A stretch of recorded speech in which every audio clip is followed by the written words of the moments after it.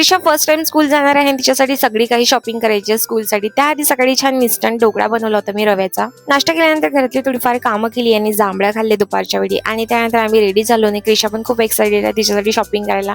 तिला खूप आवडून राहिले की मला स्कूलला जायचं आहे. एका शॉपमध्ये गेलो, तिथे स्कूल बॅग वगैरे बघितली. मला काही तेवढी आवडली नाही, मोठ्या साईजच्या होत्या आणि त्रिशा आता नर्सरीमध्ये जाणार आहे. आम्हाला थोडी छोट्या साईजची बॅग पाहिजे होती पण ती मिळाली नाही. सेकंड शॉपमध्ये आलो, इथे कपडे वगैरे घेतले स्कूलचे. तिच्या स्कूलला 2 ड्रेस आहे आणि ती लावून बघत होती साईज वगैरे तिचा. त्यानंतर शूज घेतली.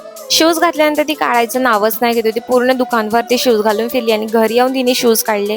त्याआधी मग सेकंड शॉपमधून आम्ही बॅग आणि टिफिन वगैरे घेतला आणि बॉटल घेतली पाण्याची. उरलेलं काम उद्या करायचं आहे कारण की स्कूलचे बुक्स वगैरे राहिले आणि त्या वेळ नव्हता आमच्याकडे तेवढा, म्हणून आम्ही घरी परत आलो आणि छान स्वयंपाकाची तयारी केली. आज यांची फरमाईश होती की यांना पनीरच्या भाजीसोबत लच्छा पराठा खायचा आहे. गार्लिक आणि सांबार टाकून छान लच्छा पराठा केला आणि पनीरची भाजी सुद्धा करून घेतली होती. चला आजसाठी एवढंच, भेटूया नेक्स्ट व्हिडिओला.